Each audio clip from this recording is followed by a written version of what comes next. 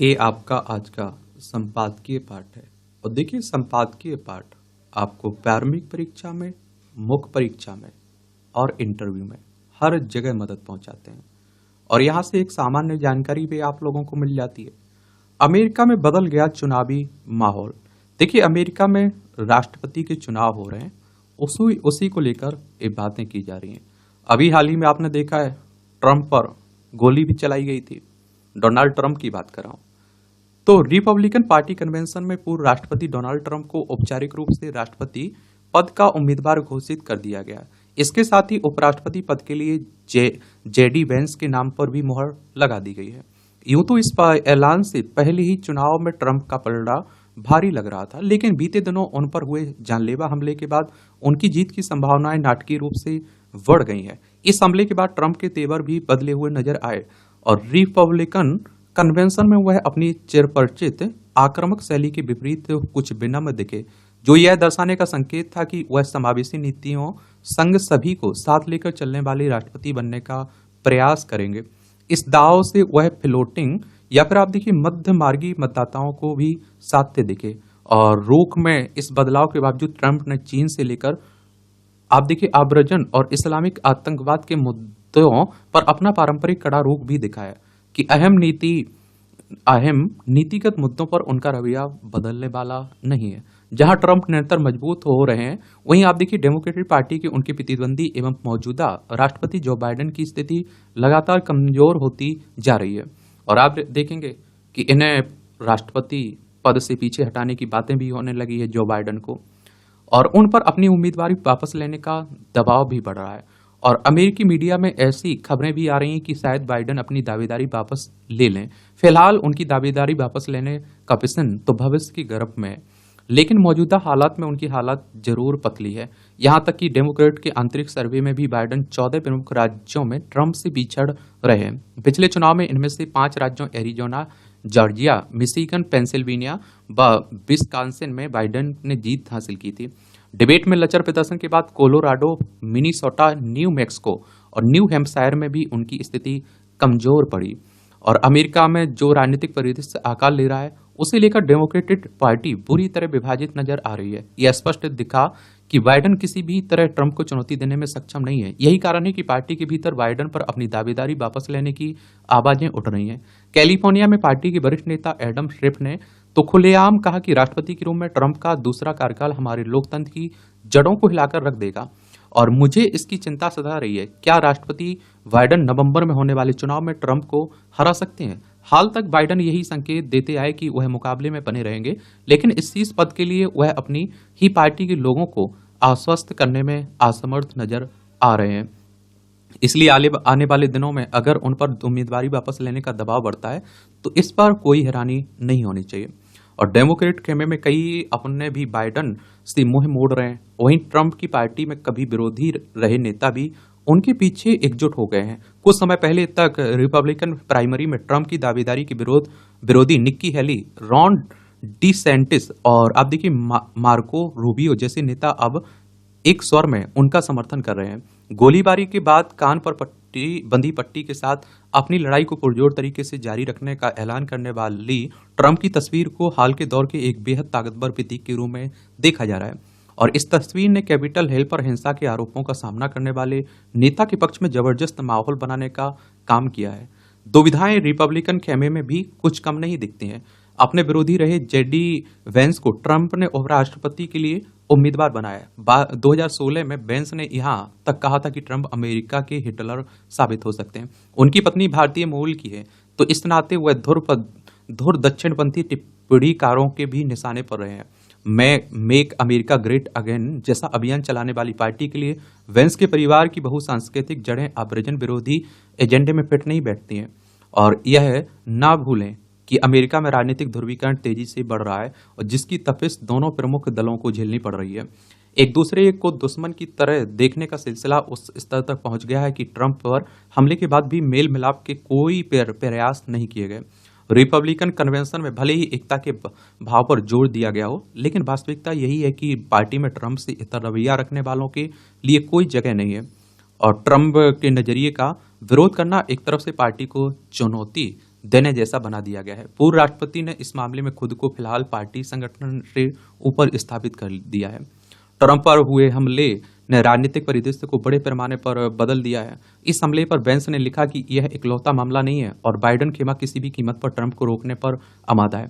यह बात और है कि अमेरिका में राजनीतिक माहौल को भड़काने में ट्रंप की भूमिका को उनके समर्थक फिलहाल अपनी सुविधा के हिसाब से अनदेखा कर रहे हैं। दूसरी ओर आप देखिए, बाइडेन कोई प्रभावी बात कहने के बजाय केवल यह कहकर कर्तव्य की इतिश्री कर रहे हैं कि लोकतंत्र में हिंसा की कोई जगह नहीं है। और आप देखते हैं कि वह भले ही कह रहे हो कि राजनीतिक बहस रणभूमि या फिर किसी की हत्या के प्रयासों में तब्दील नहीं होनी चाहिए, लेकिन प्रश्न यह है कि उनके कहे को कोई सुन भी रहा है या नहीं। ताजा घटनाक्रम में ट्रंप ने जिस प्रकार अपनी बढ़त बनाई, उसे देखते हुए डेमोक्रेट्स के लिए हवा को अपनी पक्ष में मोड़ना और मुश्किल हो सकता है। नवंबर में अभी कुछ समय शेष है। राजनीति में कई बार एक दिन भी बहुत होता है और डेमोक्रेटिक पार्टी अभी भी खुद को नए सिरे से खड़ा करके ट्रंप को चुनौती दे सकती है। यहां तक कि बाइडेन की जगह किसी और को प्रत्याशी बनाने की संभावनाएं भी तलाशी जा सकती हैं। मगर इससे इनकार नहीं है कि अमेरिकी राष्ट्रपति चुनाव में बीते कुछ दिन बाजी पलटने पारे साबित हो सकते हैं और इन्होंने चुनाव की बुनियाद को बदलकर रख दिया है। लेखक ऑब्जर्वर रिसर्च फाउंडेशन के उपाध्यक्ष, इनका नाम है हरस वी पंत, इनके द्वारा यह आर्टिकल लिखा गया है। आप क्या सोचते हैं? अपनी राय आप लोग बता सकते हैं। एक कार्यशील आबादी के सदुपयोग की चुनौती। तो विकसित देशों में कामकाजी युवाओं की घटती संख्या को देखते हुए भारत की 65% से अधिक कार्यशील आबादी निश्चित रूप से जनसांख्यिकीय लाभांश यानी कि युवा आबादी है। आर्थिक सहयोग और विकास संगठन की 2021 की रिपोर्ट के अनुसार भारत में 15 से 64 वर्ष के लोगों की संख्या 90 करोड़ है। आप लोग कहीं आंसर राइटिंग कर रहे हैं, निबंध लिख रहे हैं, तो ये आंकड़े आप लोग वहां दे दिया करिएगा इस टॉपिक पर अगर कुछ लिखने के लिए आया हुआ है। भारत सरकार के अनुसार इस दशक के अंत तक भारत की कार्यशील जनसंख्या 100 करोड़ से अधिक हो जाएगी, जिससे अगले 3 दशकों में वैश्विक कार्यबल में भारत का योगदान 22% से अधिक हो जाएगा, जो एशिया के संभावित कार्यबल के आधे से अधिक होगा। अगले 3 दशक में भारत के पास जनसांख्यिकीय लाभांश दोहन का स्वर्णिम अवसर रहेगा। जनसांख्यिकीय संरचना के उपयोग के लिए योजनाओं और कार्यक्रमों को युवा कार्यशक्ति के अनुसार लागू करने का ही सामाजिक आर्थिक प्रभाव लाभों को हासिल किया जा सकता है। भारत जनसांख्यिकीय लाभांश को बनाने में सफल रहा तो 2047 तक विकसित देश बन सकता है। भारत के पास जनसांख्यिकीय लाभांश का अवसर 2055-56 तक रहेगा। और बढ़ती जनसंख्या के कारण बढ़ती क्रय शक्ति ने आर्थिक विकास को गति दी है और वस्तुओं और सेवाओं की मांग के बढ़ने से बाजार का आकार भी बढ़ रहा है। पिछले दशक में भारत के उपभोक्ता बाजार का आकार लगभग 2 गुना होकर 2.1 लाख करोड़ डॉलर हो गया है। भारत 10वें सबसे बड़े उपभोक्ता बाजार से आज दुनिया के चौथे सबसे बड़े उपभोक्ता बाजार में बदल गया है और जिसने विनिर्माण एवं सेवा क्षेत्र के लिए विकास के सुनहरे अवसर भी उपलब्ध कराए हैं। उभरते भारत में विनिर्माण एवं सेवा क्षेत्र ही है जो तेजी से जनसांख्यिकीय लाभांश दिलवाने में सक्षम है। दूसरी ओर वैश्विक स्तर पर मजबूत होती आपूर्ति श्रृंखला ने भी विकास की संभावनाओं के नए द्वार खोले हैं। वैश्विक स्तर की तुलना में भारत के सस्ते श्रम का लाभ लेकर वैश्विक निवेशकों और बहुराष्ट्रीय कंपनियों को भारत में आकर्षित किया जाना चाहिए। भारत के बढ़ते बाजार में निर्माण, सार्वजनिक सेवाएं, श्रम, गहन विनिर्माण, व्यापार, परिवहन और पर्यटन, ई कॉमर्स और शहरी केंद्रों में अन्य उपयोगिता सेवा केंद्र आदि तेजी से बढ़ते ऐसे क्षेत्र हैं जहां अतिरिक्त श्रम आपूर्ति को रोजगार के लिए प्रोत्साहित कर जनसांख्यिकीय लाभांश को प्राप्त किया जा सकता है। कपड़ा, खिलौने, जूते, ऑटोमोबाइल, खेल के सामान, कृषि प्रसंस्करण, रेस्तरां, होटल, खनन, स्वास्थ्य सेवा आदि ऐसे श्रम गहन विनिर्माण क्षेत्र हैं जहां अकुशल और अर्धकुशल श्रम को आसानी से खपाया जा सकता है। विनिर्माण क्षेत्र पर विशेष ध्यान देते हुए व्यापार और लेन देन की लागत को कम करने के लिए बुनियादी ढांचे का विकास, जमीनी स्तर पर व्यापार करने में आसानी और श्रम कानूनों और कराधान प्रणाली की ओर को और तर्कसंगत बनाना होगा। श्रम शक्ति में होने वाली प्रत्येक वृद्धि सदैव अर्थव्यवस्था की उत्पादकता बढ़ाती है, परंतु यह इस पर निर्भर करता है कि जनसांख्यिकीय लाभांश लेने के लिए देश के संसाधनों और मानवीय बुनियादी ढांचे में निवेश की दर क्या है। और जनसांख्यिकीय लाभांश लेने के अधूरे प्रयास जटिल चुनौतियां भी खड़ी कर रहे हैं और तेजी से बढ़ता मध्यम वर्ग, शहरीकरण का दबाव, वृद्धि, लोगों की बढ़ती संख्या आदि अर्थव्यवस्था पर अतिरिक्त आर्थिक बोझ डाल रहे हैं और जिनकी लागत समय के साथ और बढ़ेगी। जनसांख्यिकीय लाभांश लेने के लिए देश की महिला श्रम शक्ति ये भागीदारी दर आप देखते हैं कि को भी बढ़ाना होगा। जनसांख्यिकीय लाभांश की सबसे बड़ी बाधा देश के युवाओं की मानसिकता भी है। भारत के छोटे शहरों और ग्रामीण युवाओं की मानसिकता ऐसी है कि वे केवल सरकारी नौकरियों में ही भविष्य तलाशते हैं। सिविल सेवा, रेलवे, एसएससी आदि के सीमित पदों के लिए लाखों युवाओं की प्रतिभागिता बताती है कि देश की अधिकांश युवा आबादी के पास उचित कौशल न होने से उनके पास कोई उत्पादक काम नहीं है। दूसरा विरोधाभास यह है कि भारत में कुल कार्यबल के केवल 3% लोग ही औपचारिक रूप से कुशल श्रमिक हैं, जबकि चीन में आप देखिए 24%, अमेरिका में 52%, ब्रिटेन में 68%, जापान में 80% लोग कुशल श्रमिक हैं। यानी कि आप देखते हैं जिस हिसाब से योग्यता चाहिए, जिस हिसाब से उनकी कौशलता चाहिए, वो युवाओं में नहीं देखने को मिलती है।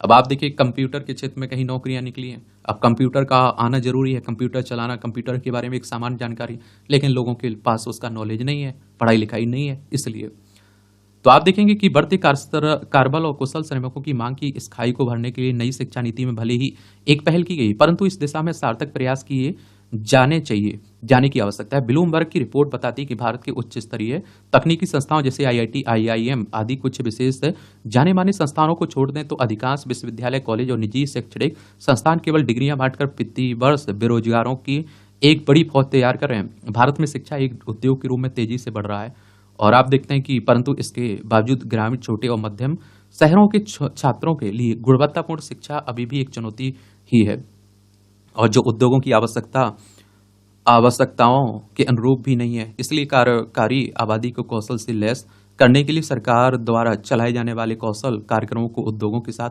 जोड़ा जाना चाहिए और युवाओं को नौकरी की जड़ मानसिकता से निकालकर अपना व्यवसाय करने की दिशा में प्रोत्साहित किया जाना चाहिए। इसके लिए बैंकिंग, उद्योग और सरकार आदि पक्षों को एक मंच पर आकर युवाओं को प्रतिस्पर्धी बनाने, डिजिटल बुनियादी ढांचे के उद्योग और प्रौद्योगिकी उन्नयन आदि के द्वारा व्यवसाय के लिए प्रोत्साहित किया जाना चाहिए। अर्थव्यवस्था की अनौपचारिक प्रकृति भी जनसांख्यिकीय परिवर्तन के लाभों को प्राप्त करने में मुश्किलें पैदा करती है। लेखक अर्थशास्त्री हैं, इनका नाम है डॉक्टर सुरजीत सिंह, इनके द्वारा ये आर्टिकल लिखा गया है। अब आप लोग इस तरह से इसे समझिए। मान लीजिए एक परिवार है, उसमें 5 बेटे हैं। अब आप देखिए कि उन्हें अच्छी शिक्षा मिलती है, उन्हें कौशलता मिलती है और अब आप देखिए वो पांचों भाई अच्छे पढ़ते लिखते हैं, सुख सुविधाएं सब मिलती है, तो वो कोई इंजीनियर बनेगा, कोई कंप्यूटर से जुड़ागा, कोई आईएएस बन गया, कोई किसी और क्षेत्र में चला गया। अब सोचिए उस परिवार की स्थिति सुधरेगी और देश की स्थिति सुधरेगी। अब आप सोचिए इसके उलट देख लीजिए, 5 बेटे हैं जिन्हें शिक्षा नहीं मिली, स्वास्थ्य व्यवस्था नहीं मिली, वो आगे चलकर आप देखते हैं कि युवा आबादी होने का कोई मतलब नहीं रहेगा और उनका कोई फायदा भी नहीं उठा सकता है। बाकी आगे चलकर वो हमारे ऊपर, देश के ऊपर, परिवार के ऊपर बोझ ही बढ़ेंगे। नई शिक्षा एक कौशलता पर ध्यान दे भी रही है।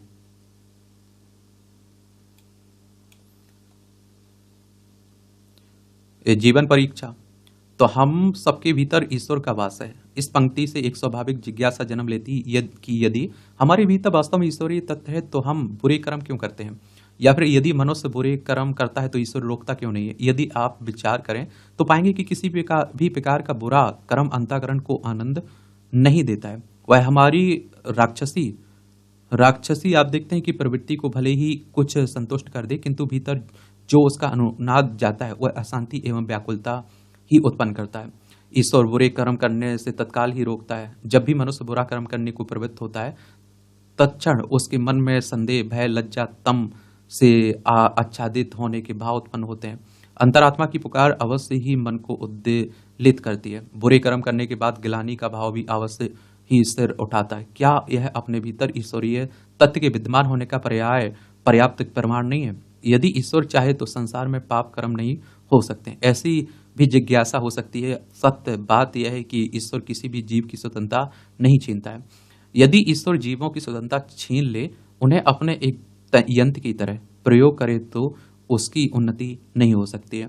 और जिस प्रकार परीक्षा के समय शिक्षक विद्यार्थियों को पुस्तिका में सही गलत उत्तर लिखते देखता है किंतु उस पर अपनी कोई प्रतिक्रिया नहीं देता है, उत्तर सही ना होने पर उन्हें टोकता नहीं है, उन्हें सही उत्तर भी नहीं बताता, उसी प्रकार जीवन में परीक्षा के ऐसे क्षण आते हैं जहां हमारी तैयारी की जांच होती है। हमें सही उत्तर स्वयं ही खोजने होते हैं। और हरि अनंत, हरि कथा अनंता, अनंत को समझने के लिए बुद्धि का विस्तार भी अनंत तक होना आवश्यक है। सीमित बुद्धि में बस इतना ही किया जा सकता है कि ईश्वर के किसी भी कृत्य के प्रति मन में संदेह ना लाया जाए। अच्छा इंटरेस्टिंग कॉलम लिखा जाता है, पढ़ लिया करिए, देख लिया करिएगा।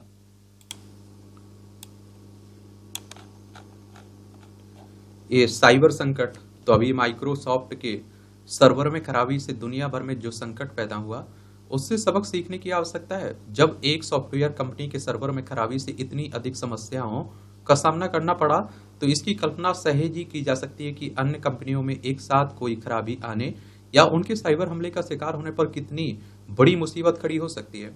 माइक्रोसॉफ्ट के सर्वर में तकनीकी गड़बड़ी से भारत समेत दुनिया के कई देशों में हवाई यातायात बाधित हुआ, बैंकों का कामकाज थमा और टीवी चैनलों का प्रसारण रुका, सरकारी एवं गैर सरकारी कंपनियों के काम में खलल पड़ा और अमेरिका में तो आपातकालीन सेवाएं भी ठप पड़ गई थी।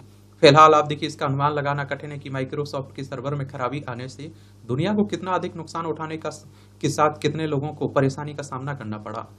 और आप देखते हैं कि लेकिन यह ठीक नहीं है कि तकनीक पर निर्भरता ऐसी विश्वव्यापी समस्या खड़ा कर दे। यह एक विडंबना ही है कि माइक्रोसॉफ्ट के सर्वर में खराबी तब आई जब साइबर सुरक्षा के उपाय किए जा रहे थे और इन उपायों ने ही साइबर सुरक्षा को संकट में डालने का काम किया। माइक्रोसॉफ्ट ने कहा कि खामी का पता लगा लिया गया और शीघ्र ही समस्या का समाधान हो जाएगा, लेकिन माना जा रहा है कि स्थितियां सामान्य होने में 2-3 दिन का समय लग सकता है। और निश्चित रूप से आप देखते हैं, आज के युग में तकनीक के बगैर किसी का काम चलने वाला नहीं है। जीवन के हर क्षेत्र में तकनीक का प्रवेश हो चुका है, लेकिन समस्या यह है कि इस तकनीक पर कुछ बड़ी टेक कंपनियों का वर्चस्व है। इस वर्चस्व का लाभ उठाकर ये कंपनियां कई बार मनमानी करती हैं और कभी कभी तो वे अपनी सेवाएं लेने वालों पर मनचाही शर्तें थोपती हैं। और इससे भी खराब बात यह है कि वे अलग अलग देशों के लिए अलग अलग नियम बनाती है। निजी टेक कंपनियों के वर्चस्व और उनकी मनमानी का मुकाबला करने के लिए विभिन्न देशों की सरकारों को एकजुट होना होगा। और पता नहीं दुनिया के प्रमुख देश टेक कंपनियों के एकाधिकार का सामना करने, उनकी मनमानी पर लगाम लगाने के लिए एकजुट हो पाएंगे या नहीं। लेकिन कम से कम भारत को तो इस दिशा में कदम उठाने ही चाहिए और ऐसा इसलिए और भी आवश्यक है क्योंकि यह देखने में आ चुका है कि इन कंपनियों ने भारत सरकार की ओर से बनाए गए नियम कानूनों का पालन करने से इनकार कर दिया और इस मामले में सोशल नेटवर्क साइट्स चलाने वाली कंपनियों का रिकॉर्ड तो बहुत ही खराब है। यह सही समय है कि तकनीकी क्षेत्र के भारतीय कारोबारी अमेरिका आधारित बड़ी टेक कंपनियों को एकाधिकार का सामना करने के लिए आगे आए और ठीक वैसे ही जैसे हाल में ओला कैब्स के भाविश अकबाल ने गूगल मैप्स के खिलाफ आए थे। जिम्मेदारी का एहसास। बिहार सरकार शिक्षा व्यवस्था में सुधार के लिए हर स्तर पर हर संभव प्रयास कर रही है और इससे सरकारी स्कूलों में विद्यार्थियों और शिक्षकों की उपस्थिति भी बढ़ी है। जाहिर है कि जब सरकार अपनी ओर से प्रयास कर रही है तो विभागीय अधिकारियों तथा शिक्षकों को अपनी जिम्मेदारी का ईमानदारी से निर्वहन करना चाहिए। किंतु इस संदर्भ में अभी भी जो परिलक्षित हो रहा है वह बहुत ही चिंताजनक है। बिहार सरकार के शिक्षा विभाग ने सरकारी स्कूलों के विद्यार्थियों, शिक्षकों, अभिभावकों से जुड़ी समस्याओं की शिकायत दर्ज कराने को पोर्टल बनाने के साथ साथ नियंत्रण कक्ष तथा व्हाट्सएप नंबर भी जारी किए हैं।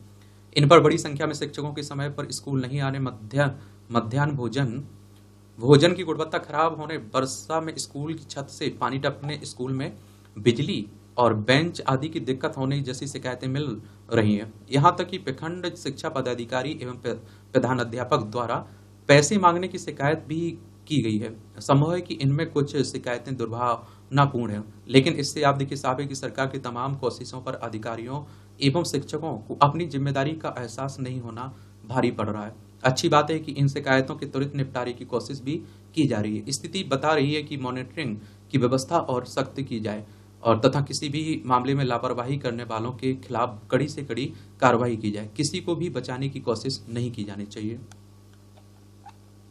ये कई राज छिपाए हैं शनि का टाइटन।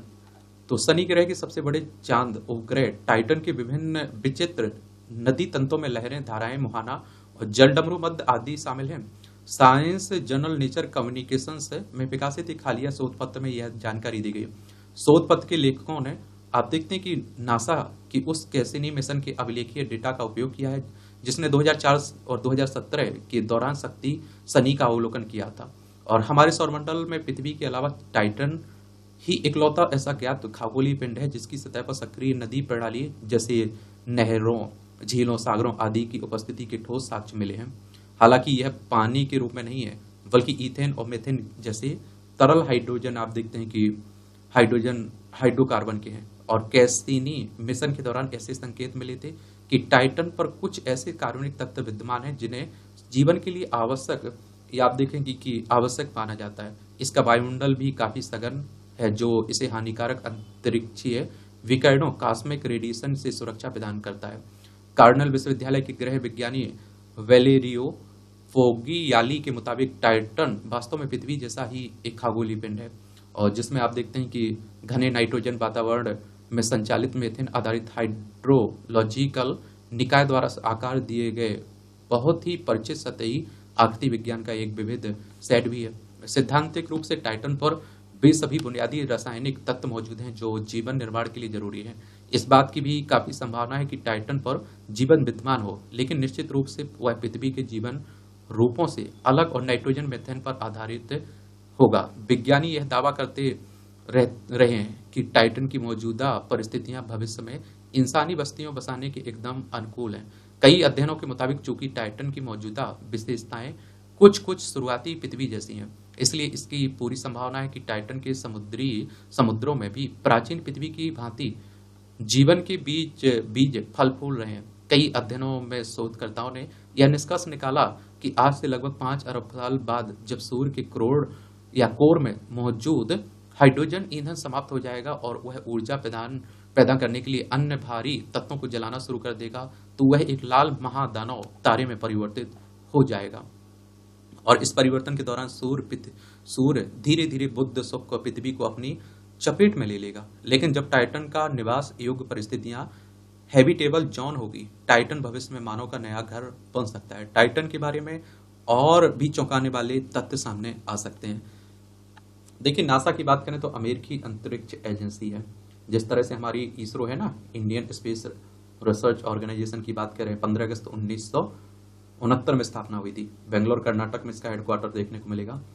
नासा का हेडक्वार्टर वॉशिंगटन डीसी में देखने को मिलेगा। 29 जुलाई 1958 में इसकी स्थापना हुई थी। ये टिप्पणियां रहती हैं, देखना हुआ कर देख लिया करिएगा। जो काम की खबरें रहती हैं और काम के आर्टिकल रहते हैं, उन पर हम लोग विस्तार से ही बात करते हैं, और इसकी पीडीएफ आपको टेलीग्राम पर मिल जाएगी। एजुकेशन सर्कल प्लेटफॉर्म है ना, वहां जाकर आप लोग देख सकते हैं। इस संवैधानिक चुप्पी तोड़ने का समय, ये आर्टिकल अच्छे लिखे जाते हैं, एडिटोरियल। ये मुझे लगता है कि आप देखेंगे सिविल सर्विस की डिमांड के लेवल के ही रहते हैं। उच्चतम न्यायालय ने अंतरिम जमानत देते समय अरविंद केजरीवाल को दिल्ली के मुख्यमंत्री के तौर पर काम करने मुख्यमंत्री कार्यालय या फिर सचिवालय जाने पर रोक लगाकर संकेत दिया कि इस पद पर काम करने के लिए आरोप रहित रहना जरूरी है। सुप्रीम कोर्ट ने मुख्यमंत्री के संवैधानिक कर्तव्यों के निर्वहन में कटौती करके एक तरह से यह संकेत दिया कि संविधान के ग्रे एरिया का लाभ उठाकर पद पर काबिज रहना शायद सही नहीं है। संवैधानिक पदों पर बैठे लोगों से उच्च नैतिकता की अपेक्षा की जाती है। सुप्रीम कोर्ट ने भी लगता है कि इसी अपेक्षा से फैसले में कहा कि मुख्यमंत्री पद से हटने का फैसला अरविंद केजरीवाल पर छोड़ते हैं। और देखिए, सुप्रीम कोर्ट की बात करें तो सर्वोच्च अदालत की बात हो रही, संवैधानिक संस्था है। संविधान के अनुच्छेद 124 के तहत सुप्रीम कोर्ट की स्थापना की बात की गई है। 28 जनवरी 1950 में स्थापना हुई थी। दिल्ली एक केंद्र शासित प्रदेश है। यहाँ विधानसभा में 70 सीटें हैं, राज्यसभा में 3 सीटें हैं, लोकसभा में 7 सीटें हैं। अरविंद केजरीवाल यहीं के मुख्यमंत्री हैं। वैसे संसदीय लोकतंत्र की शुचिता बनाए रखने के लिए भी संवैधानिक पदों पर बैठे लोगों में नैतिकता के उच्च मानदंड होना जरूरी है, लेकिन भारतीय राजनीति में इसका लगातार ह्रास होता जा रहा है। और यह वही दिल्ली है जिसके मुख्यमंत्री रहे मदन लाल खुराना ने हवाला घोटाले में केवल नाम आने पर नैतिकता के आधार पर पद से इस्तीफा दे दिया था। आज उसी दिल्ली का शासन प्रशासन जेल से चल रहा है, क्योंकि मुख्यमंत्री भ्रष्टाचार के आरोपों में जेल में है। जेल जाने के बावजूद मुख्यमंत्री ने पद से इस्तीफा नहीं दिया। इससे पहले दिल्ली के मंत्री सत्येंद्र जैन जेल जाने के बाद भी काफी दिनों तक मंत्री बने रहे। महाराष्ट्र सरकार के मंत्री नवाब मलिक ने भी जेल जाने के बावजूद पद से इस्तीफा नहीं दिया था। और इन लोगों के पद न छोड़ने का कारण संविधान और कानून में स्पष्ट तौर पर यह कहीं नहीं लिखा कि जेल जाने पर मंत्री पद छोड़ना होगा। संविधान में इसका उल्लेख नहीं होने पर कोई आश्चर्य नहीं होना चाहिए। बहुत सी चीजें ऐसी हैं जो संविधान में नहीं कही गई, लेकिन उनके बारे में नियम कानून बनाए गए, और जहां नियम कानून नहीं है वहां भी प्रथा और परंपरा का पालन किया जाता है। जेल जाने पर पद से हटने के नियम को देखा जाए तो छोटे से छोटा सरकारी कर्मचारी अगर जेल जाता है तो उसे पद से हटना पड़ता है, क्योंकि सर्विस रूल में प्रावधान है कि जेल जाने पर कर्मचारी निलंबित हो जाएगा। लेकिन मंत्री और मुख्यमंत्री के बारे में स्पष्ट तौर पर ऐसा कोई नियम नहीं है। संसदीय लोकतंत्र में जहां भी संविधान मौन है, वहां प्रथाएं और आप देखते हैं कि परंपराओं का पालन किया जाता है।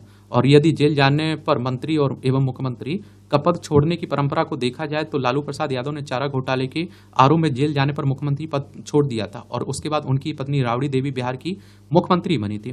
तमिलनाडु की मुख्यमंत्री जयललिता ने भी जेल जाने पर मुख्यमंत्री पद छोड़ा था। अगर ताजा उदाहरण देखा जाए तो झारखंड के मुख्यमंत्री हेमंत सोरेन ने भी गिरफ्तारी की औपचारिक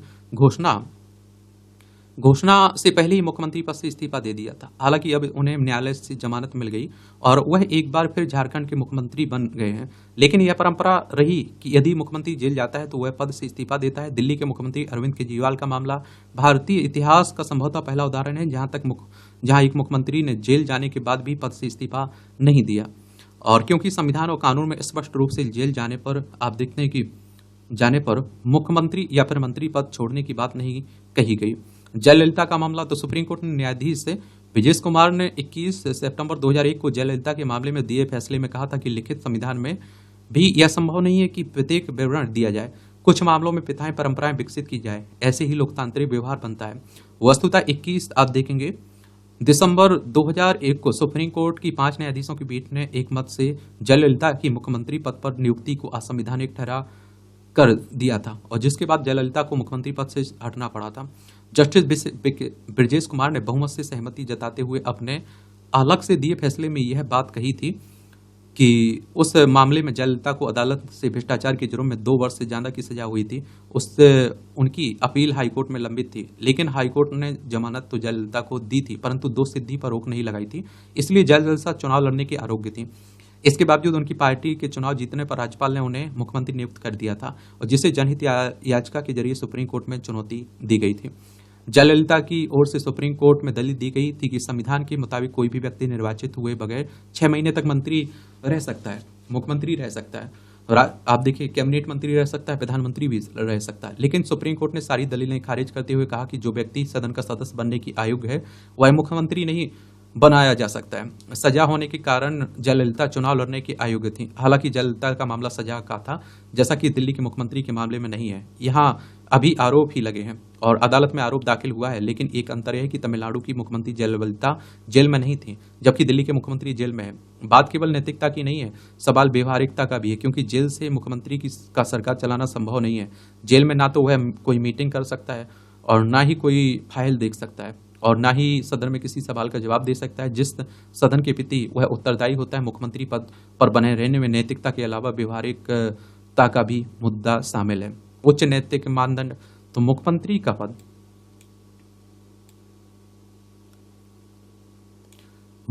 का पद संवैधानिक पद होता है और इस पद की गरिमा और उच्च नैतिकता का उदाहरण उमा भारती का वाक्य है। उमा भारती ने अगस्त 2004 में मध्य प्रदेश के मुख्यमंत्री पद से इस्तीफा दिया था। उमा भारती के इस्तीफे के कारण कर्नाटक की एक अदालत से उनके खिलाफ हुबली दंगे के 1994 के एक मामले में गैर जमानती वारंट जारी हुआ था। इस मामले में उमा भारती पर आरोप था कि उन्होंने 15 अगस्त 1994 को कर्नाटक के हुबली में ईदगाह मैदान में तिरंगा झंडा फहराया था, जिसके बाद हुबली में दंगा भड़क गया था और कुछ लोगों की मौत हुई थी। उमा भारती ने राजनीति में उच्च नैतिक मानदंड स्थापित करते हुए गैर जमानती वारंट जारी होने पर मुख्यमंत्री पद से इस्तीफा दे दिया था। तो मिसाल मौजूद है, केवल यह तय करना कि उस परंपरा का पालन किया जाए या नई परिपाटी डाली जाए। सुप्रीम कोर्ट ने गत 12 जुलाई के आदेश में केजरीवाल का मामला विचार के लिए बड़ी पीठ को भेजते हुए मनी लॉन्ड्रिंग केस में उन्हें अंतरिम जमानत दे दी। साथ ही आदेश में कहा कि हम इस बात से अवगत हैं कि अरविंद केजरीवाल चुने हुए नेता और दिल्ली के मुख्यमंत्री हैं। यह पद प्रभावकारी और महत्व का है, लेकिन पद से हटने के बारे में कोर्ट ने कोई भी निर्देश नहीं दिया है। कोर्ट ने कहा कि उन्हें संदेह है कि क्या अदालत किसी चुने हुए प्रतिनिधि को पद से हटाने या मुख्यमंत्री अथवा मंत्री के पद पर काम न करने का आदेश दे सकती है। न्यायालय ने कहा कि इस संबंध में फैसला वह अरविंद केजरीवाल पर छोड़ते हैं। 2 न्यायाधीशों की पीठ ने आदेश में भी यह कहा कि बड़ी पीठ को यदि उचित लगे तो वह इस संबंध में प्रश्न तय करके ऐसे मामले में लगाई जाने वाली शर्तें तय कर सकती है। 2 न्यायाधीशों की पीठ ने अति महत्वपूर्ण संवैधानिक सवाल को अधर में लटका दिया। अगर कोर्ट ने महज इशारा देकर मामला लटका दिया तो अब समय आ गया कि जब संसद इस संबंध में नियम कानून बनाकर स्थिति स्पष्ट करे। सदन के सुचारू संचालन की सभी पक्षों की जिम्मेदारी तो हमारी लोकतांत्रिक व्यवस्था के अनुसार देश की जनता सर्वे सर्वा है, लेकिन आजकल देखने के लिए लगती है, क्योंकि आपने देखा है आप जिस नेता को चुनते हैं वो कितना आपके लिए हमदर्दी रहता है, कितना आपके बारे में सोचता है, ये भारत के नेताओं के बारे में कह सकते हैं आप लोग। और नैतिकता की उम्मीद तो आप लोग समझ ही रहे हैं कितनी लगा सकते हैं। लेकिन बीते दिनों देखिए, जो कर्तव्य है नेताओं की उसकी बात हो रही है, लेकिन बीते दिनों कुछ हालात ऐसे उलट तस्वीर दिखाती, यानी नेता ही सर्वा प्रतीत होते हैं। कहने को तो नेतागण जनता के प्रतिनिधि हैं, परंतु संसद के परिसर में देश हित या फिर तथा जनहित के कल्याणकारी कार्यों में उनकी रुचि कम ही दिखती है। लोकसभा राज्यसभा में पक्ष एवं विपक्ष के सांसद एक दूसरे पर आरोप प्रत्यारोप में उलझे रहते हैं और अनमोल समय बर्बाद करते नजर आते हैं। अक्सर ऐसा देखने में आता है कि दोनों ही सदनों की कार्यवाही के दौरान बिना किसी विशेष कारण में के बाधाएं डाल ली जाती हैं। जनता के नजरिए से देखा जाए तो विपक्षी दलों के सांसदों का संसद की मर्यादा को ताक पर रखना तथा अभिव्यक्ति की आजादी का नाजायज फायदा उठाना मंजूर नहीं है। बहरहाल यह सत्य है कि नेता विपक्ष सदन के भीतर और बाहर अक्सर झूठ, नफरत, कटुता और शत्रुता जैसे अपशब्दों का प्रयोग लंबे समय से करते आए हैं। यह एक राजनीतिक तो शोभा नहीं देता है। राहुल गांधी विरासत में आप देखिए मिली सियासत के सरताज हैं, लेकिन राजनीति में निपुणता और परिपक्वता की बहुत कमी है। जाहिर है कि भारतीय परंपरा, संस्कृति और सहनशीलता से वह अभी अनभिज्ञ है। लोकसभा का जनादेश बताता है कि देश को एक मजबूत और कारगर विपक्ष की जरूरत है, न कि हंगामे की। जनता जानती है कि दुष्प्रचार अधिक समय तक नहीं टिकता है। संविधान को खतरा विपक्ष का मनगढ़ंत नैरेटिव है, जबकि पूर्व प्रधानमंत्री इंदिरा गांधी ने स्वार्थ के कारण संविधान को दरकिनार करते हुए आपातकाल घोषित किया था। 1975 की बात हो रही है। विपक्ष के नेता सत्ता पक्ष पर संविधान के खतरे में होने का आरोप लगाते हैं तो उन्हें तर्क एवं तथ्य भी प्रस्तुत करने चाहिए, अन्यथा विपक्ष को सदन के संचालन में सहयोग प्रदान करना चाहिए। लेखक स्वतंत्र टिप्पणीकार हैं, कृष्णा खन्ना के द्वारा ये लिखा गया है और ये आप देखिए किसके द्वारा, माला दीक्षित के द्वारा लिखा गया था। इस तरह के टॉपिक पर आप लोग क्या सोचते हैं, आपकी राय क्या है? आप लोग अपनी राय जरूर दिया करिएगा। अपराध भ्रष्टाचार पर शासन की पकड़ ढीली। ये बिहार में आप देख रहे हैं, बिहार में हाल ही में कुछ घटनाओं से जुड़ी खबरों का कोलाज बनाए, उसे ध्यान से देखें तो मन में अच्छा भाव उत्पन्न नहीं होगा। हलचल, अनिश्चितता जैसे कुछ लगेगा और घटनाओं पर राय निश्चित करने में दुविधा भी होगी। यह स्थिति आम लोगों की है और राजनीतिक नेतृत्व की भी। पूर्णिया के रोपोली विधानसभा क्षेत्र में उपचुनाव के परिणाम ने राजनीतिक दलों को अनिश्चितता में डाल दिया है। तो वही अपराध जिस तरह से, या आप देखिए संभावना की राह में पुरानी बातें। यह भी आपने देखा है कि केपी शर्मा ओली नेपाल के नए प्रधानमंत्री बने हैं ना, तो उन्हीं की बात हो रही है। और हमारा पड़ोसी है नेपाल, बताइए कितने राज्यों की सीमा लगती है हमारी। केपी शर्मा ओली नेपाली कांग्रेस समर्थक से चौथी बार नेपाल के प्रधानमंत्री बने हैं। रविवार को संसद में वह विश्वास मत हासिल करेंगे।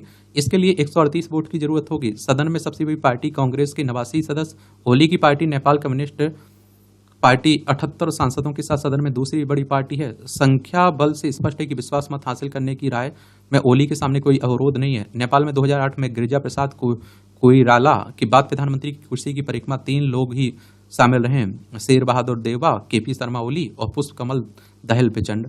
भारतीय प्रधानमंत्री नरेंद्र मोदी ने ओली को बधाई देने के साथ आशा व्यक्त की है कि भारत और नेपाल के बीच पारस्परिक रूप से लाभकारी सहयोग और सशक्त एवं विस्तारित होगा। लेकिन प्रधानमंत्री नरेंद्र मोदी की आशा तभी मूर्त रूप लेगी जब ओली अपनी बोली पर नियंत्रण रखें। पूर्ववर्ती सरकार यानी प्रचंड से पहले जब ओली प्रधानमंत्री थे, कुछ ऐसी बातें की जो भारत के लिए ग्रह नहीं थी, जैसे स्थली अयोध्या नेपाल में, भगवान श्री राम का जन्म दक्षिण नेपाल की थोरी में हुआ, नेपाल के नक्शे में भारतीय राज्य उत्तराखंड के लिपुलेख, कालापानी, लिम्पुआधुरा को नेपाल का हिस्सा बताया। और माना जाता है कि ओली ने चीन के इशारे पर ऐसा किया था। साम्यवादी विचारधारा वाले ओली खुद को चीन के ज्यादा करीब पाते हैं, ऐसा कर उनके बयानों और निर्णय से परिलक्षित भी होता है। चौथे कार्यकाल में ओली कोई चौंकाने वाले निर्णय लेंगे, इसकी संभावना न्यून है। पिछले मुद्दों को नए सिरे से खड़ा कर सकते हैं, इस आशंका से इनकार नहीं किया जा सकता है। और इसके साथ ही कुछ मुद्दे हैं जिन पर भारत की नज़र हमेशा चौकन्ना रहेगी। बेल्ट एंड रोड इनिशिएटिव को लेकर ओली सरकार क्या रुख अपनाती है? यह भारत के लिए बेहद संवेदनशील मुद्दा है। यह चीन की एक ऐसी रणनीति है जिसके तहत वह कथित रूप से क्षेत्रीय एकीकरण में सुधार, व्यापार में वृद्धि और आर्थिक विकास को प्रोत्साहित करने के लिए भूमि और समुद्री नेटवर्क के माध्यम से एशिया को अफ्रीका और यूरोप से जोड़ना चाहता है। अभी तक 149 देश से जुड़े हुए हैं। VRI में चीन पाकिस्तान आर्थिक गलियारा शामिल है, जो पाकिस्तान अधिकृत कश्मीर से होकर गुजरता है। यह भारतीय हितों को प्रभावित भी करता है। इसके बाद आता है सीमा का मुद्दा। लिपुलेख, कालापानी और लिम्पियाधुरा को लेकर विवाद खड़ा किया तो भारत इसे बहुत गंभीरता से लेगा और संबंध प्रभावित भी होंगे। और विश्वास मत हासिल, तो आप देखिए करने के बाद ओली अपने पत्ते खोलने शुरू करेंगे। लेकिन संगठक दल नेता कांग्रेस सरकार में अपनी उपस्थिति की अनुभूति अवश्य कराएगी, ऐसी उम्मीद की जा सकती है। नवनियुक्त आप देखते हैं कि विदेश मंत्री डॉक्टर कर आरजू राणा ने कार्यभार संभालने के बाद कहा कि पड़ोसी देशों के साथ अनावश्यक टकराव से बचने के लिए सीमा विवादों के तथ्यों और सबूतों के जरिए सुलझाया जाना चाहिए। समस्या का समाधान भूगोल, इतिहास और जीपीएस के आधार पर पाया जाएगा और कोई जादुई समाधान नहीं है। डॉक्टर आरजू राणा नेपाली कांग्रेस अध्यक्ष शेर बहादुर देउवा की पत्नी है और उनकी पार्टी भारत के प्रति सद्भाव की पक्षधर भी रही है।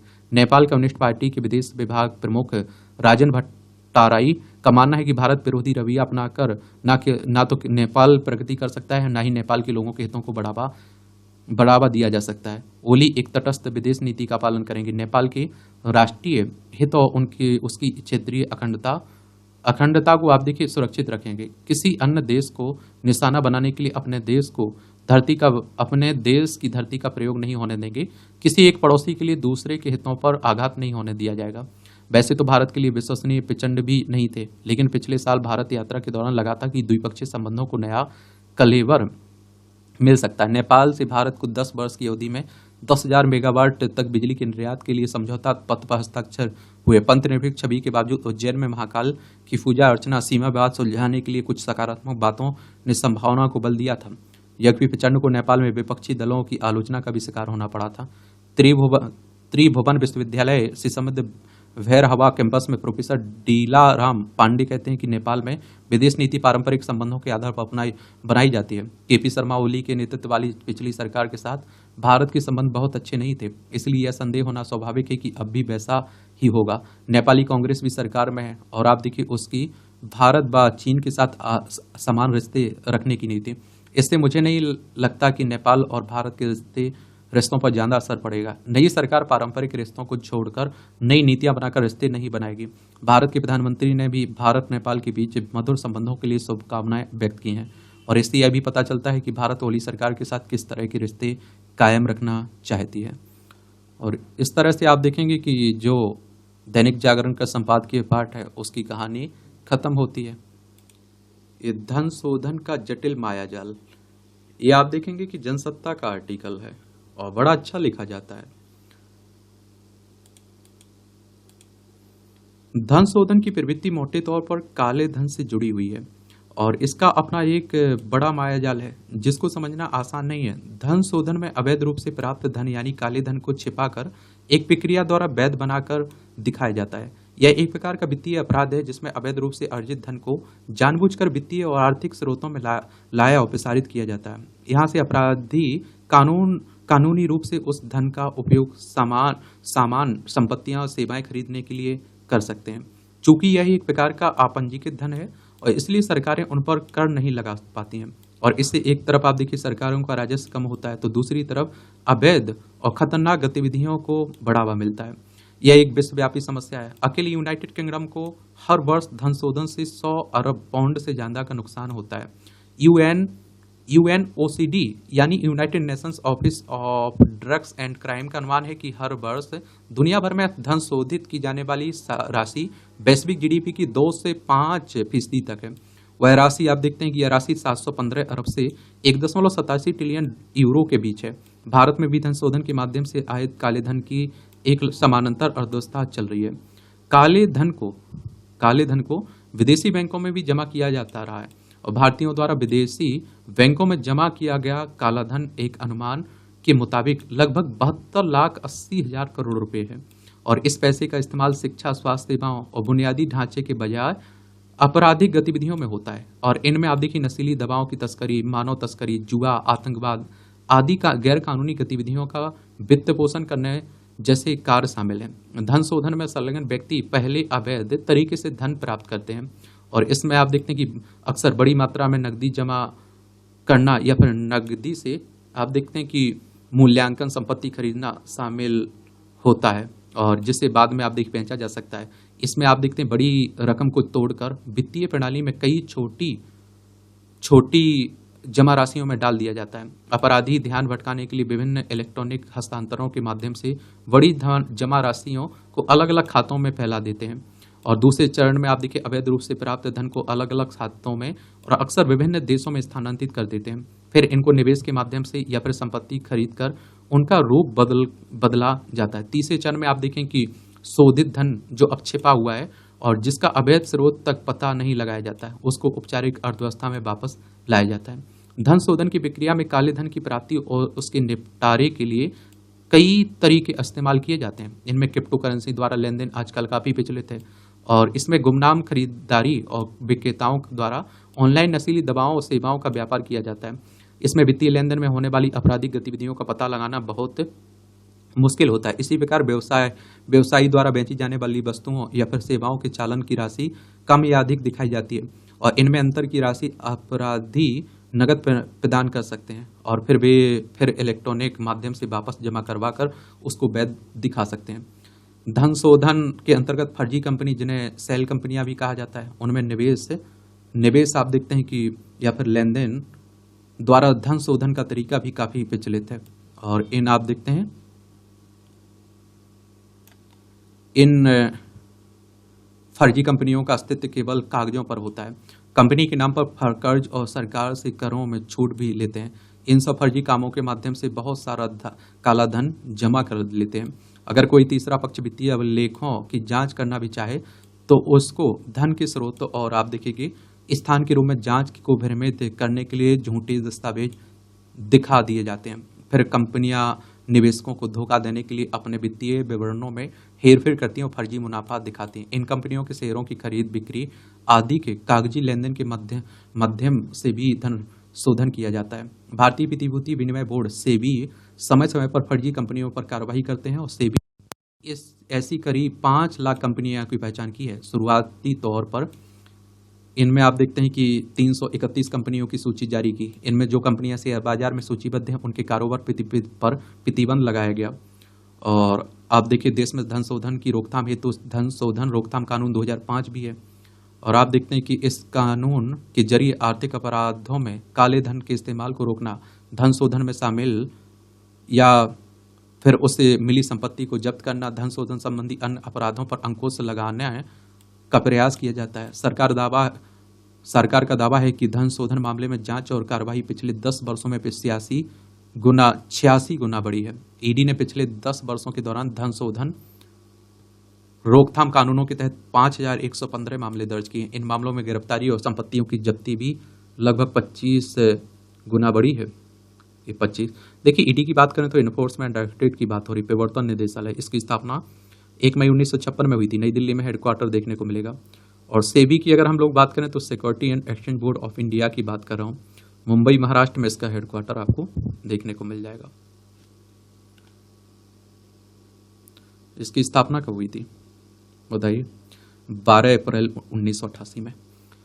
धन शोधन का देश की अर्थव्यवस्था और समाज पर गंभीर विपरीत प्रभाव पड़ता है, मगर दुनिया के कई देशों में धन शोधन रोकथाम उनकी प्राथमिकता सूची में नहीं है।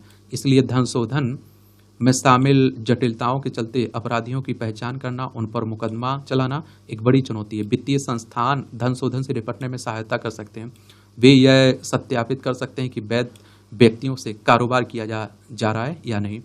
और आप देखते हैं कि आंतरिक नियंत्रण की व्यवस्था और विभिन्न व्यावसायिक व्यवहारों का सटीक दस्तावेज बनाए रखना तथा उनको एक निश्चित समयावधि तक संधारित रखना भी बहुत सहायक हो सकता है। फाइनेंशियल एक्शन टास्क फोर्स ने वित्तीय अपराध के खिलाफ लड़ाई में भागीदारी शीर्षक अपनी रिपोर्ट में सिफारिश की कि सार्वजनिक और निजी क्षेत्र के वित्तीय संस्थान सूचना साझा करने में सहयोग करें। धन शोधन की रोकथाम के लिए बहुआयामी दृष्टिकोण अपनाने की आवश्यकता है और जिसमें आप देखिए विभिन्न हितधारकों के बीच सहयोग और समन्वय शामिल है। वित्तीय संस्थाओं को वित्तीय अपराध से प्रभावी ढंग से लड़ने के लिए अधिकारियों और विभिन्न संगठनों के साथ सहयोग और भागीदारी करने की आवश्यकता है। धन शोधन से निपटने के लिए व्यक्तियों में शिक्षा और जागरूकता संदिग्ध गतिविधियों की पहचान करने में सहायक होती है। इस दिशा में काम किया जाना सहायक हो सकता है। धन शोधन के मामलों में धन शोधन रोकथाम अधिनियम 2005 अन्य संबंधित कानूनों के अंतर्गत अपराध से जुड़े मामलों की तुरंत जांच, सुनवाई और दोषियों को कड़ी से कड़ी सजा देने जैसे प्रभावी उपायों की भी जरूरत है, तभी इसकी रोकथाम संभव है। तो इस तरह से आप देखेंगे आज के संपादकीय पाठ की कहानी खत्म होती है। आप लोग पढ़ते रहिए, एंजॉय करते रहिए। आपका मेरे लिए कोई सुझाव हुआ, अगर सवाल हुआ करे तो आप लोग ज़रूर बताया करिएगा। धन्यवाद।